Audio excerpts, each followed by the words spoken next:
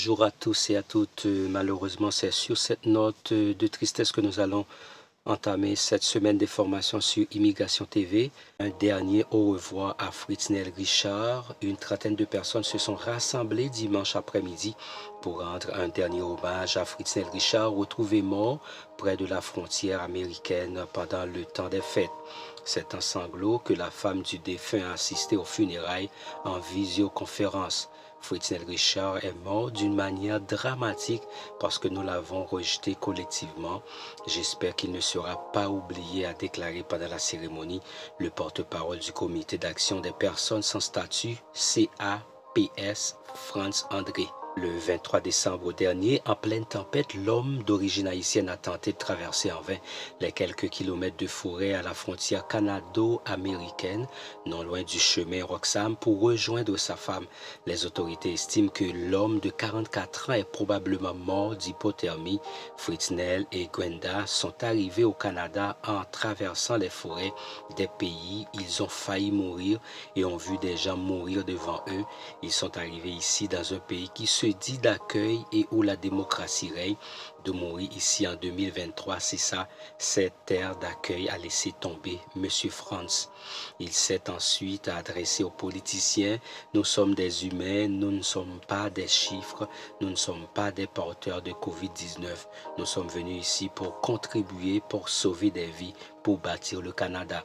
Courage, Gwenda, courage, la veuve de M. Richard, Gwenda Filius, qui demeure aux États-Unis, assistait aux funérailles à distance. Dès que les chants annonçant le début de la cérémonie ont commencé, elle a fondu en larmes. Courage, Gwenda, courage, a déclaré M. André Franz en s'adressant à la femme qui apparaissait sur des écrans à travers la salle. Nous serons toujours là pour toi et pour tes fils. Bouleversée, Madame Filius n'a pas été en mesure de dire un mot. J'espère que cet au revoir dans la dignité et le respect était libérateur, a dit M. André, visiblement ému à la fin de la cérémonie. La semaine prochaine, il se rendra en Floride afin d'aller porter en main propre l'urne de M. Richard à sa femme.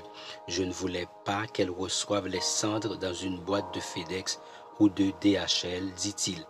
Le complexe funéraire Magnus Poirier, dans l'arrondissement de Montréal-Nord, a pris en charge gratuitement les démarches administratives, l'urne, le transport de la dépouille et la cérémonie.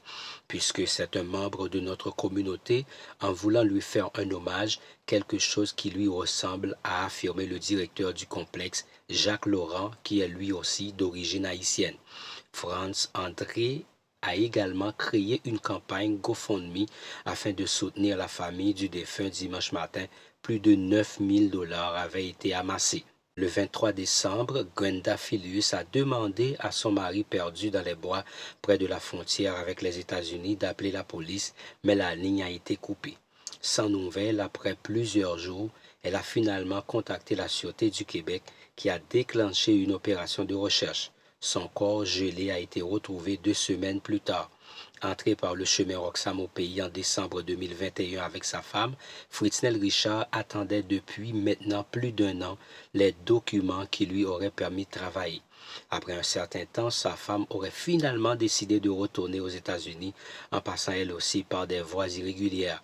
Depuis, Fritznel Richard vivait seul dans un appartement non loin de la station de métro Côte-Vertu, dans l'arrondissement de Saint-Laurent, dans une situation financièrement intenable, avait indiqué sa femme. Fritznel Richard laisse également dans le deuil ses 2 enfants, un garçon de 11 ans resté en Haïti et un bébé de 19 mois. Voilà pour le compte des funérailles de Fritznel Richard. C'est une note assez triste qui a provoqué pas mal de débats. C'est de la communauté haïtienne ici à Montréal. Nous souhaitons courage à toute la famille de Fritznel Richard et à tous ses amis.